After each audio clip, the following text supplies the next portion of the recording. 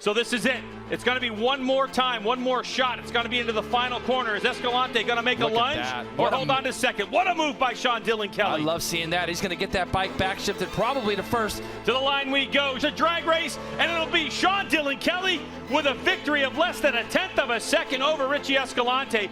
Laguna for me is a good race. I finished on podium in Super Sport in 19.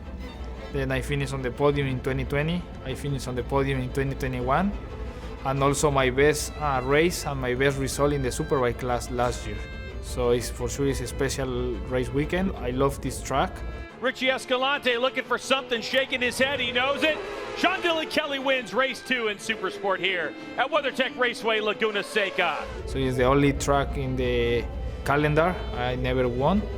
Watch to see if Escalante's just going to close off turn 11 and not give SDK an opportunity. The Kawasaki's bucking around. Here goes Sean Dillon Kelly. He blocks him. What about the drive? Here they go, full gas. Escalante trying to find the draft of Sean Dillon Kelly. SDK does it. The first time I see MotoGP is here in 2007.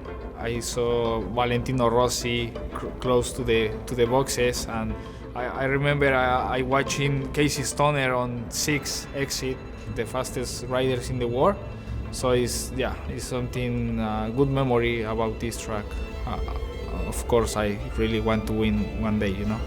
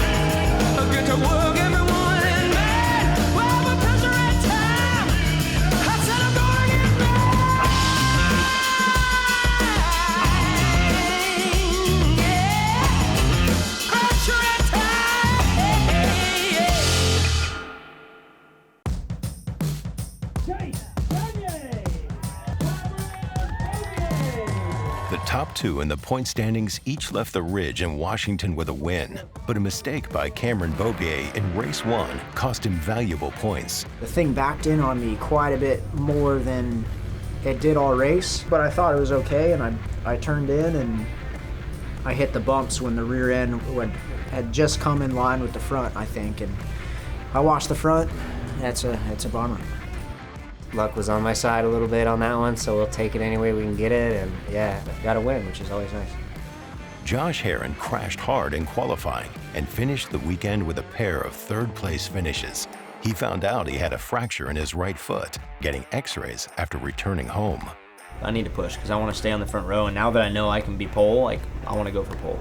I don't care if I have to throw the bike away to do it, I'm going to be on the front row. Matthew Skoltz took a step back after crashing out of race 2. Really disappointing.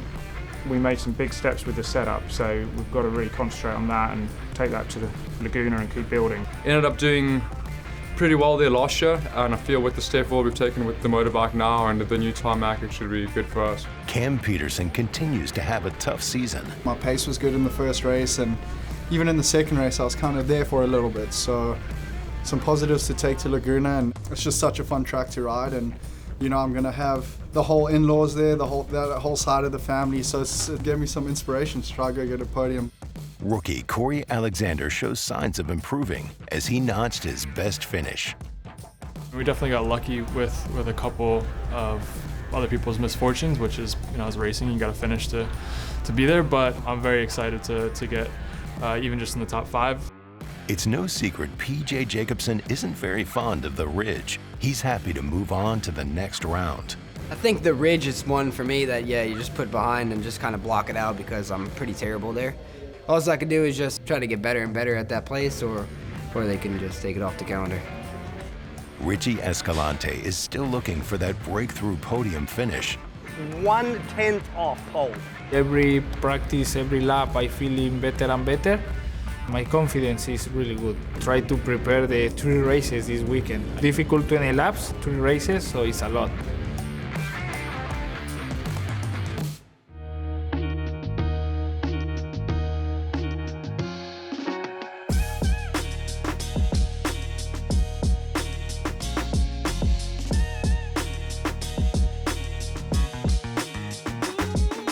Legendary Laguna Seca marks the halfway point of the season. New pavement and 3 races make this round a critical moment for those looking up in the point standings. Laguna Seca finished a complete repave in mid-June. Another racing series had an on-track incident which damaged the track. They ended up canceling the event just a week before the MotoAmerica round. A safety concern was in play as a few riders and teams at the last minute were asked, along with Dunlop, to test the surface on the Tuesday before the race weekend began. Sunday night, I got a call from Dave Weaver, and he was like, hey, we got invited for a small test on Tuesday morning just to make sure the track was good and for Dunlop to get some information on what tires to bring. Yeah, I loaded up Monday and headed here. To be honest with you, it was really bad in the morning. The track was a little dirty, there was no rubber down. Jake went out and said, this track is not rideable. I mean, on the first session, he said it was terrible. No grip. And then we did more and more laps, and it was very cold when we first started. And we didn't have the race rubber to ride on either, so all we had was the equivalent of what they called a Q, so we couldn't do more than 3 or 4 laps at a time, and it really didn't offer any more grip than actually the race tire does now.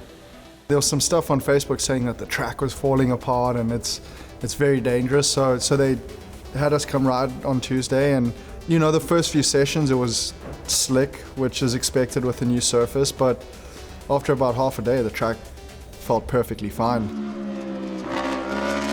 The more laps we put down, the more rubber that was put down, the track just got better and better, and by the last hour we were on track, a ton better. It was more go and see the track and make sure it's safe to ride on. A rare Thursday session was also announced for all Superbike riders. Shortly after move-in was complete, the riders spun some laps to put some rubber down and solidify the confidence in the track being ready. As the track gets more rubber put into it, it is getting a little bit better and a little bit better, but it seems like it's taking a little bit longer to bring the front tires around than the problems we had at WeatherTech. I would say the biggest difference here is everybody's struggling with the front tire. That's all about trying to reduce the amount of force you're putting into the front tire and make the front tire last longer. There are some new characteristics with the new surface, like going up over turn 1, there's a little bit more of a knuckle, and I've had some moments with both wheels coming off the ground this weekend. Turn 4 has some bumps in there that weren't there last year. That's kind of been affecting us a little bit, but other than that, track's perfect. The amount of rear grip is insane. We have the same exact tire compound that we had at WeatherTech, and they give you pretty much the same feel. So it was nice to have a couple laps leading into the weekend, and yeah, today went good. So I think they did a really good job. It seems like the track is just getting better and better as we ride, which is the same as WeatherTech, so it's really good. Any question if the track was fit for racing was put to rest. People were making it sound like on the internet that the track was in worse shape than it was. We were pretty pleasantly surprised at the end of the day how good it was. So I think it was just reassuring for everyone.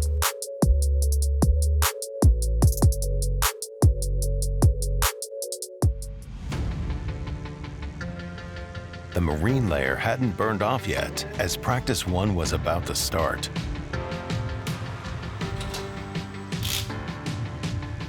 Westby Racing started on their back foot and was hustling after missing the start of the session.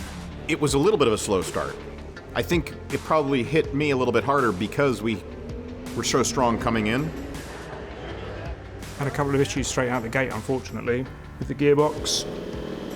There were some things going on electronically. Essentially made the bike kind of have a little bit of a mind of its own. We fixed that, but yeah, missed the first few minutes. Well, I mean, it basically started from the Thursday session. We couldn't really get these sectors worked out. So we're just kind of running with the bike that would just, generally work for all the corners. And, at this stage with how sophisticated the superbikes are, you get sectors. So you can basically change the bike for every single corner. So Thursday we didn't have these sectors, so we tried to change something on the bike to get it working Friday morning. Managed to get the sectors working, but we had a gear shift sensor problem. Did a couple of laps just to make sure everything worked. Electronics guys made some nice changes and reworked some stuff and recalculated and formatted and whatever it is that they do. And the bike was a lot more pleasant for Matthew to ride and steps forward all the time. I'd like you to stay out as long as you're comfortable staying out. Till the tire's gone? Till things go to or you need to come in. If you need to come in. But I'd like to stay out as long as possible, and then I want to try a different shock and link this session and figure out which one you like better, and that's the one we're going to stick on the rest of the weekend. M4 X-Star Suzuki showed up with their long-term replacement for Tony Elias, two-time Daytona 200 winner, Brandon Posh. The young rider that we're going to hire before the Tony Elias and the Suzuki decision came was Brandon Posh.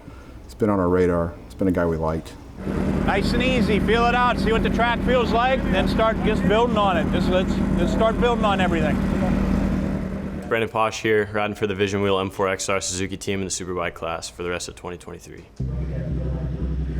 I didn't know what to expect, jumping into the biggest class in the championship against the best guys in the country, so I was a little nervous for sure, especially coming off a big injury, but I think everything's going to plan. That's it? That's the only thing you're worried about right now is finishing the corner? Man, this is a passion sport, right? Passion sport that runs on money, but it's a passion sport. The first conversation when you talk to somebody about a project is, yeah, I want to do the project, and then we sort everything else out. He was excited to ride in the motorcycle. Yeah, that was the attitude. It wasn't nothing about anything crazy, It was just, okay, great. Yeah, I want to race your bike. Okay, cool. Let's go race then. Engine braking, if you want it to slow down more, press it once. 1 for more, 2 for less. Will always be 1 for more, 2 for less. I've been laying on the couch for 3 months, literally doing nothing. So I'm literally racing the Superbike off of like almost no training. So we knew it was going to be difficult, so it was like, okay, just give it the best you got. Luckily for them and me, I don't give up ever. You get the guy in the system and see how he reacts to everything, and it's just been cool, calm, chill, step by step by step.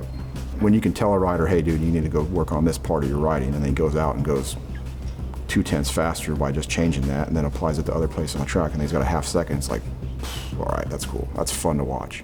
1:25.6. Brandon Posh now just 1.5 seconds from P1 and only 0.3 away from Matthew Scholz. And in terms of that debut for Brandon Posh, that's commendable. You're racing in fast company right now. You're up with the big boys. Keep it up. Go and do your normal Friday morning long run. Okay. Get a feel for what's going on. As I said, the bike is more, pitchy to the front. Yeah. You should get a better feel for 11. Right? Yeah. Okay. Cool. Around with the rear brake sometime if you feel like it. Yeah. Don't stress too much about what we're doing right now as far as lap time. The track's too cold. Going out in dry 2 has all the changes from yesterday to today. If you don't like it, dry 1 is what we ran yesterday. Okay? Yeah, other than that, more of the same.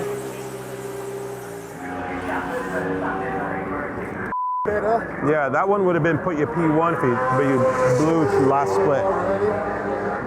Yeah, felt better there, just easier to get to the curve. How's it on the brakes? Feels good on the brake, like it's better on the brakes.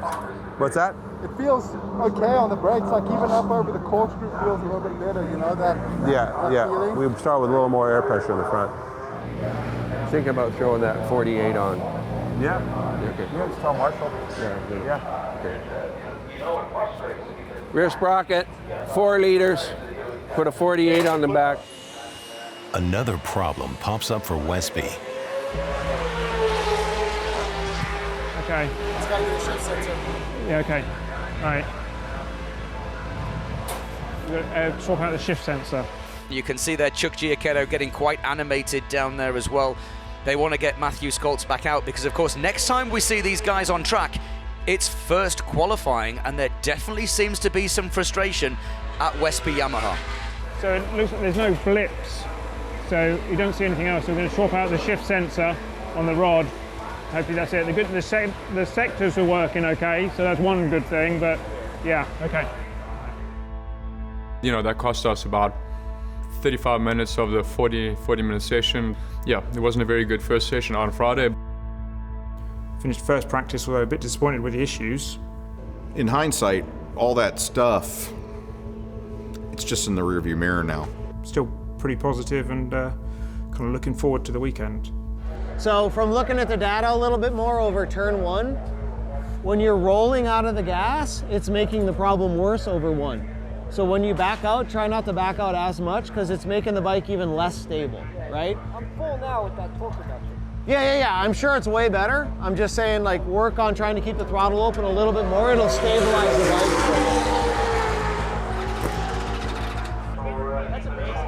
We're still doing a 25.3 last sector.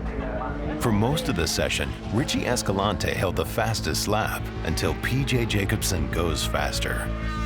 PJ Jacobsen, 24.029. He steals it away with just 1 minute and 20 seconds to go. And Jacobsen from absolutely nowhere. Someone bumped us. PJ. Woohoo! PJ Jacobsen, P1.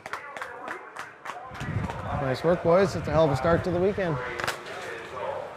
Nice work. Escalante crashes at the top of the corkscrew on his last lap. That just put a rain on our parade, didn't it? Oh, he's up? He might not have crashed. Oh, he may not have crashed. Maybe. Maybe just run off.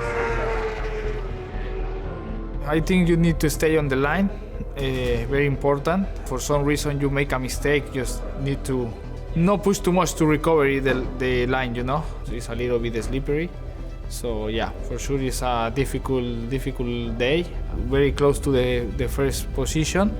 My confidence is really good. He did crash. All right. Good job though, man. A couple of 24-0s. Jacobsen just took you, just. 200s. Nice work, kid. I feel pretty confident for this weekend. The bike feels pretty good. I think that everybody's quite close, so I think everyone probably thinks that they're gonna be on the podium, you know, or race win. The top 7 or 6 is, you know, within like 6/10 or something like that. So it's very close, and I think the racing will probably be pretty good for people. More than likely what it's doing is it's trying to back in, but the new surface has so much grip, it's basically chattering the back tire. It's probably that hopping that you're feeling. It's probably literally chattering the tire straight up and down on the brakes. So we should be able to correct almost all of that with the engine brake.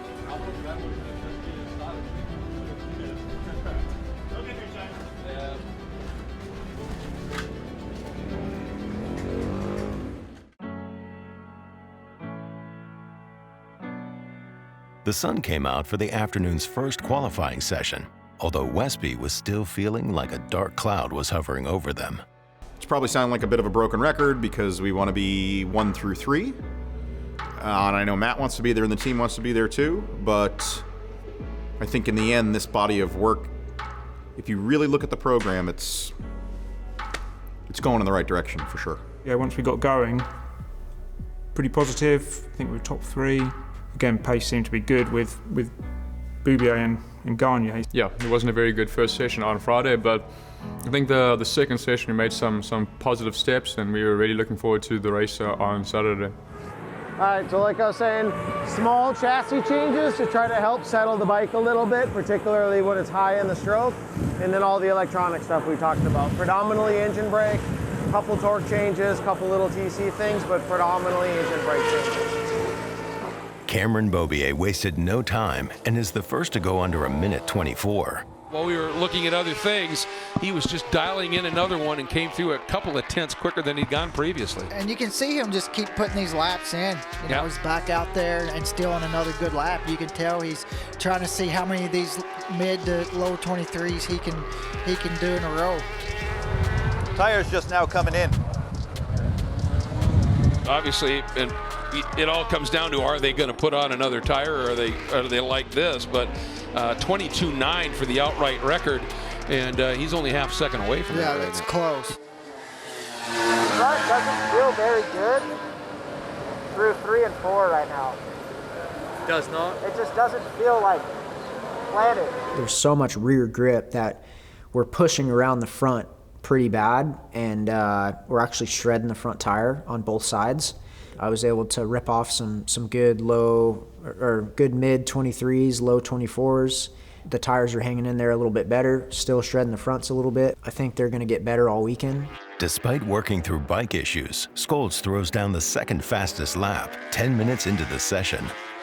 This is a pretty good lap. It's not going to put him up top, but it certainly could jump him a little bit up the order, and it does, up into second. That was a great lap. Did you change anything when you slowed down and went fast again? The torque. Okay. But I think you can add more torque in the bike upright, especially at a corner 5. I mean, PJ left me by like 6 bike lengths there. Okay. So the front there, though, you feel like it's a similar thing to that button willow where you've just got too much traction and it's just tractoring the thing off the... I mean, I don't know if it's just the front folding or what, but it's definitely, when I'm in the corner and as I start cracking the gas, it just goes boom. Okay. Like, it was hard to even keep it underneath me, like before I even touched the gas at full lean, like it's just like never hooked up. Never hooked up. So that sounds like a tire thing. But go out and do a couple. We'll come in, we'll have a look at a couple things, and then we can put the other tires in and you can try a run. Okay? But, you know, do what you can do.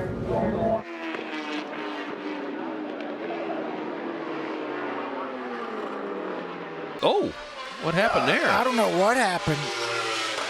See, going down into turn 1, Matt, the front brakes didn't work or something, or you know what I mean? He missed pit out and went straight across the track into turn 1. And I never killed the SG8, so I went down to the end, I grabbed the brakes, there was nothing. But did it come back to the bar? No, there was nothing, like absolutely nothing. I had to pump it like 4 or 5 times. Yes, so it came back to the bar. Yes, it came back. Okay. It was killed someone. Qualifying isn't only about going after one fast lap. Well, you're doing pretty good. Also, you know, when I look at your laps, you did several 23s. You know what I mean? It wasn't like you just did one. So I was pretty stoked with that. I know you get pissed off. I don't tell you to get a good enough job. You did a good job. Did it cut going up the hill one time? Yeah. On the last run? Yeah. Okay. When it dropped the gear. It what? It dropped the gear. What do you mean? It just went and dropped down to 5th when I tried to shift to 6th. Okay. Check the data there. Scholes was running in P4 with just under 5 minutes left, and the Westby bike problems continue.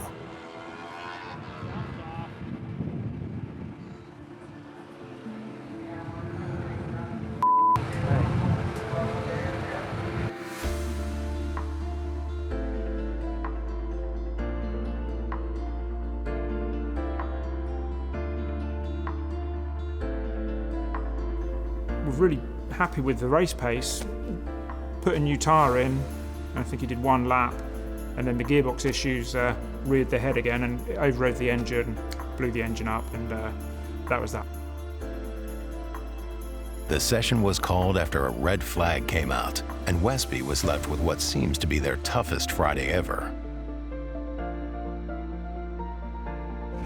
Gotta be honest with you, dude. I ain't real happy.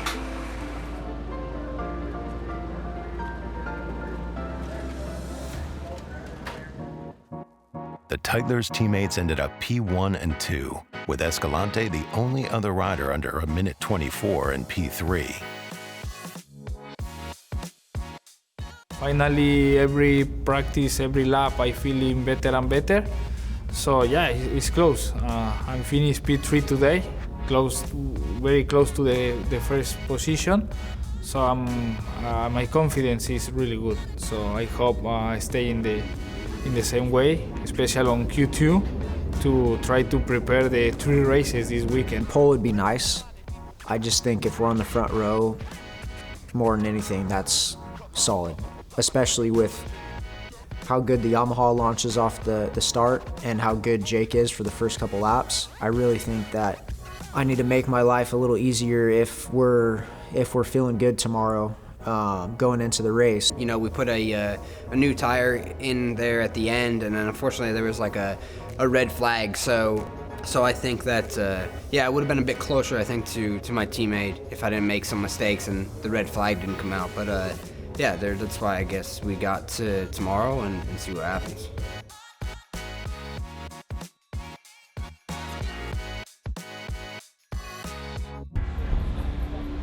Jake Gagne and Cam Peterson start Q2 in P6 and 7. They have some work to do to climb back up to a better grid position for the weekend. Go out, eat it right away. Squeeze the brakes, make them hot. Roll up, do the thing, off you go. Now it feels better under the brakes. It should have improved. I haven't had any of those moments on the front end. Okay. Especially through like 2, 3, none of those moments. So it Okay. did feel a little bit more stable, can trust it a little bit more. Gas, steering? Still felt good. Okay. Yeah. Okay. Yeah. All right, let's get a couple laps in. Yeah. 10 minutes into the session, and PJ Jacobsen crashes in turn 5.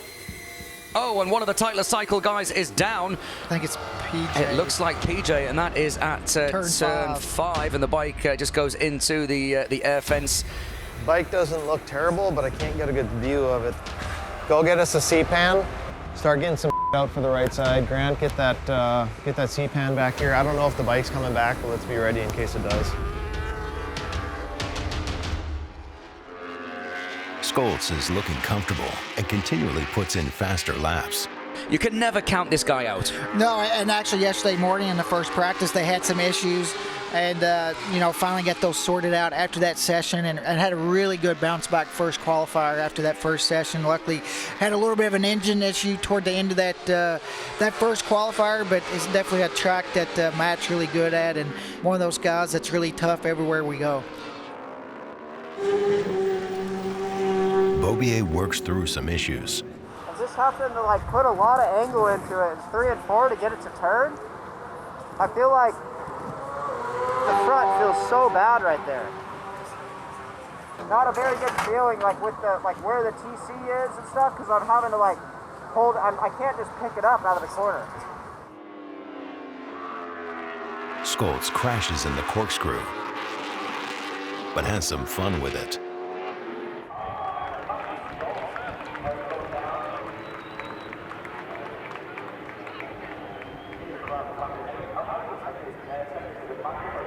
You see him pick the bike up. He just went up to it and went. Like a mini bike, yeah. This will be a race lap record. The question is, will it be an outright circuit record? 122.9 is the outright circuit record. 122.7 is the outright World Superbike race lap record held by Jonathan Rea. Crosses the line now. It's a 22.959. He equals the outright circuit record. While Beaubier breaks the race lap record, Escalante has a small crash and is forced to sit the last few minutes and watch as he sits P2. We're about even right now. But he's got to do, we got the red last sector though.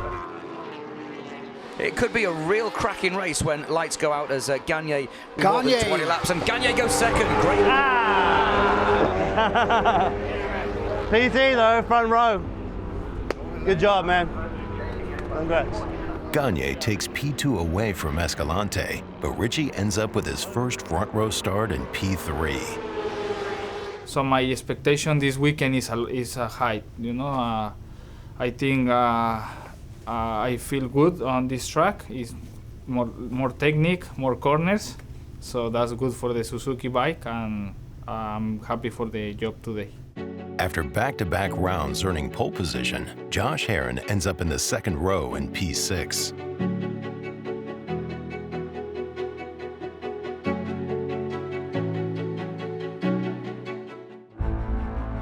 we're midway part of the season, and we have a great championship battle on deck for us. Yeah, we're at the famed Laguna Seca on a perfect day with brand new pavement, Greg, and it's been fast at the front all weekend long.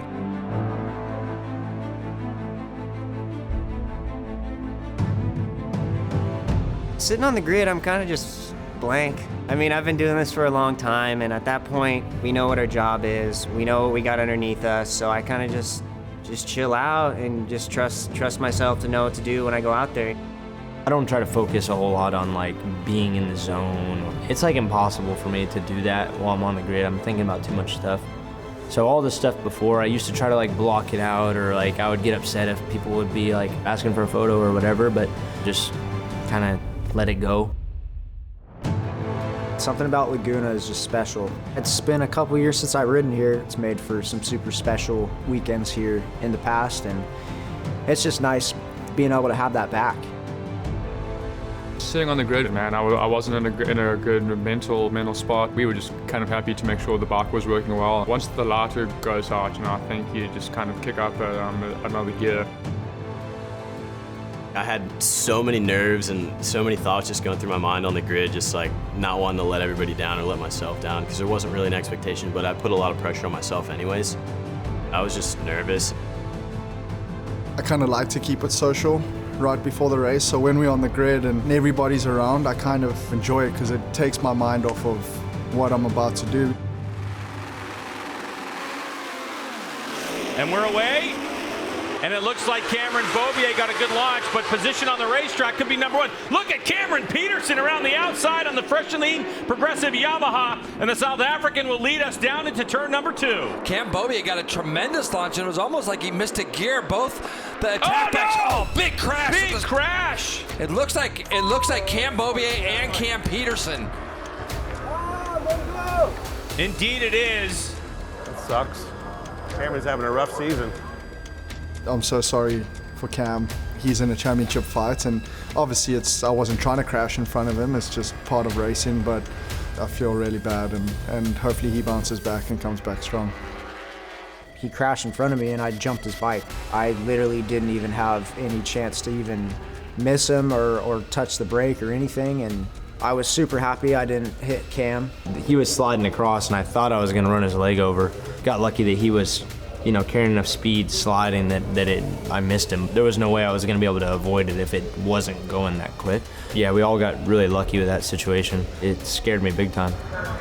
Red flag, boys. I don't know if our bike's going back or not. He had a great start. He was just like railed around everyone.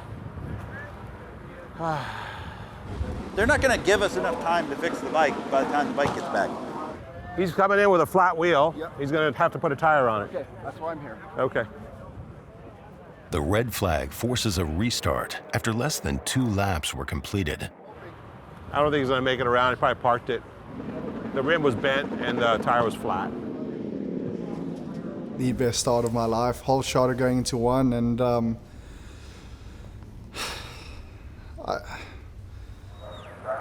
Lost the front, huh? Great start. What it's worth.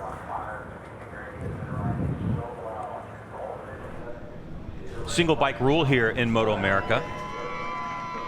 You have to finish the race on the bike you started on. So that's kind of the situation. Getting back out now on the warm-up lap. Obviously, we saw the 2 riders involved. They're not going to be back in this race. What's wrong? What's wrong? The brakes on?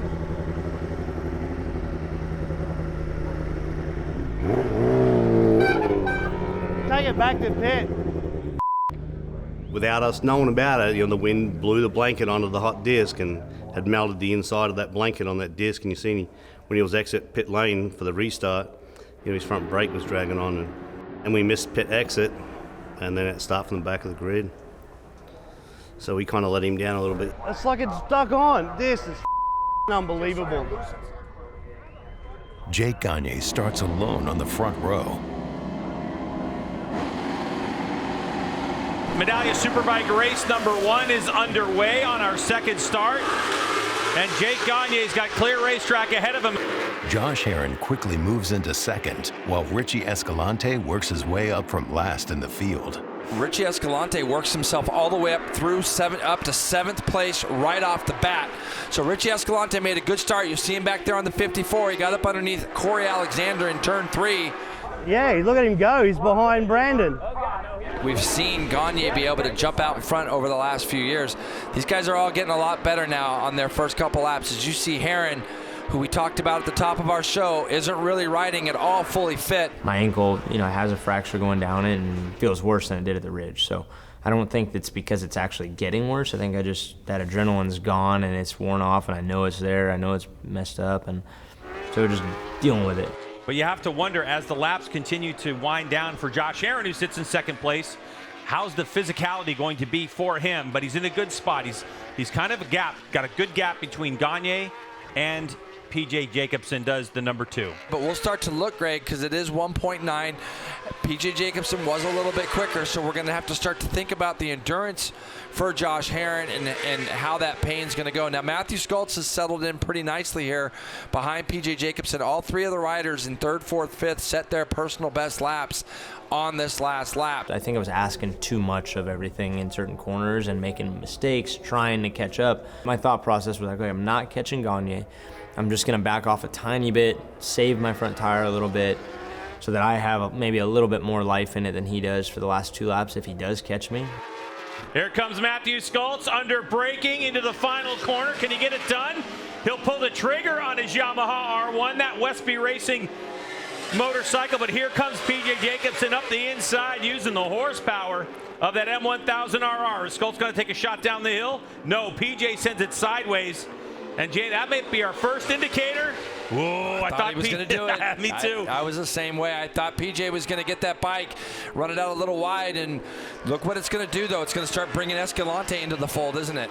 For the moment, it's difficult to finish on the podium, but I try my best, and why not? Today, my first Superbike podium, but I think realistic, I'm looking for top 5. Skultz is still trying to find a way back into 3rd when he suffers a big crash. Matthew Skultz. Big high side for Matthew Skultz as they come down through Rainy Corner. 11 down, just past turn 9. Ryder is still down. And that was after he set the fastest sector time of the race in sector number 3. I didn't see it, but a lot of times he'll sit for a bit. So, where was it? Red flag, red flag, red flag. Red flag. All stations go red, all stations go red. We have bike 11 down, turn 9. Ryder is still down. Red flag. He said, I don't think he'll come back. He said the rider's still down, so. But just in case the bike comes back. I just tried to get a little bit too close to PJ, came out a rainy curve to make a move into the final corner. And just, ran a little bit wild, spinning the bike too much. And I had one of the biggest high sides I've had in a couple of years. So, it was a big one. And so much for everyone saying that you can't high side superbikes these days. I proved them wrong. With more than 2/3 race distance complete, race direction calls it. Gagne is declared the winner. Herron holds on to 2nd, and PJ Jacobsen takes 3rd. I think we all kind of learned today, like, all right, we got to be a little bit more patient for the first lap, couple laps. I'm just glad everybody's all good. Campy and Canby, all the guys. Schultz, he had a big one. I'm glad he's all right. So a little bit of carnage, but good racing today. Good, clean racing. Escalante takes 4th, and Posh scores a top 5 finish in his Superbike debut.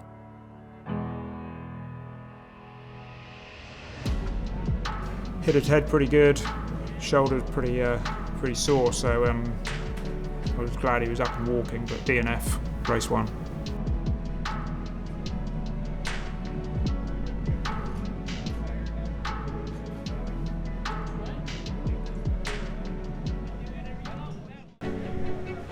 Each race weekend provides fans an opportunity to meet their favorite riders. One of the unique things about MotoAmerica is how hands-on everything is, and how the fans can literally walk right up to the rig and the riders are there, they can see the bikes. It creates a very nice atmosphere. Yeah, I love it. I just remember when I was a kid going around trying to get autographs. I would bring my leathers around and just ask for an autograph, and I try to make myself as available as I can and just be grateful that people want to come and talk to me like that. So I enjoy doing it.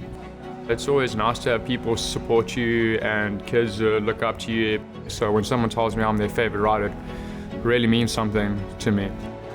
It always will be kind of surreal to me seeing people and meeting them and saying that they're stoked to watch me race. Especially kids, man, when you see a kid excited to meet you, like there's nothing like it. I just try to be grateful every day, you know, that I have this gig and that I get to race and do what I love and that people enjoy watching it and, you know, maybe are inspired to ride, race, all that themselves. So it's really cool. It's surreal. Cameron Beaubier's #1 fan was able to make it to Laguna, along with a contingent of support. My name is Shelby Beaubier, and I am Cameron's wife and Brody's mom. Cam is a great dad. I'm very, very happy that he is my husband and he is my baby daddy. And he is loving it. Like, Cameron's a family man. I knew marrying him that we were gonna have a family one day, just didn't know when or how or what it was gonna look like with our lifestyle, but it's been amazing. So this is Brody Charles Beaubier, born May 25th, 2023, and a whole 7 pounds, 5 ounces. And we are about 6 weeks old right now. So my delivery nurse, her name's Leanne, and when we checked into the hospital, she's like, how do you say your last name? And I was like, oh, it's Beaubier. And she's, oh, like the motorcycle rider. And Cameron goes, that's me. So she's South African, so she's Maddie's fans and Campy. We're like, whoa, whoa, whoa, whoa. I don't know if we're gonna be able to have you as our nurse.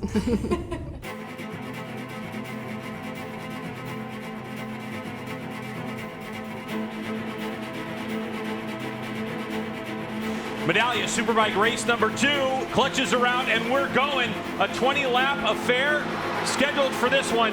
And up the inside goes the #1 plate.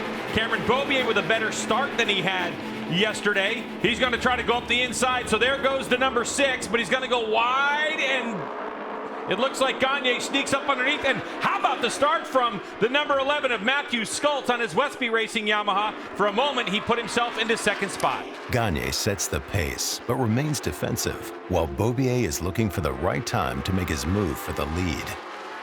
Put my head down and tried to click off some consistent laps. I knew he was on me. I could hear him behind me. I knew it was Cam. So I just tried not to leave the door open anywhere, hit my marks. Super close as they go into turn 2. I think what he wants to try to do is be as close to that #1 Yamaha as he can be when he exits turn 4, and then try to slingshot by down that short straightaway into 5. On lap 7, Skoltz runs wide, and Heron makes the pass for third. Those guys were just gone already. I tried so hard to call him back, and I was able to make up some time, but the gap was way too big. Skoltz runs off on lap 10. I knew that the second race was going to be difficult, and I kind of got to the 3/4 mark and didn't have the strength in my shoulder to kind of keep myself back, and so I just kind of settled the last couple of laps. Beaubier finally makes the pass for the lead with 5 laps to go and pulls a gap for the win. Cameron Beaubier, in his home state of California, under the sunshine, takes the checkered flag and the win. That's kind of Canby style, you know. He's gonna wait for the right time to pounce and kind of save it up and then go, and that's what he did. I was trying to talk Dave into yesterday of me letting me skip warm-up, but my bike was completely thrashed from yesterday, so we had to race the B bike. We all have a lot of respect for each other, and at the same time, we want to beat each other's ass. Jake Gagne finishes second, and Heron rounds out the podium. Escalante scores another 4th, and Peterson takes 5th. I really need this thing to heal, but anytime I try to work out and train, it just gets aggravated, the thing gets angry and swells up, and the pain's unbearable. So I've got some really tough decisions to make coming up here in the near future. So yeah, I'm sure you'll be finding out and hearing more about the condition and what's going on soon. So we'll see. On the next episode of Pressure to Rise. Cameron Beaubier fan club over there. Well, this might be entertaining. We better watch it. The track limits, bike 1. 2-second penalty on Gagne. No way. How are we going to tell him? 2 seconds? It's ridiculous. That should have been a 10th or 2 at most. Escalante's coming. He can get the podium. This is going to get good.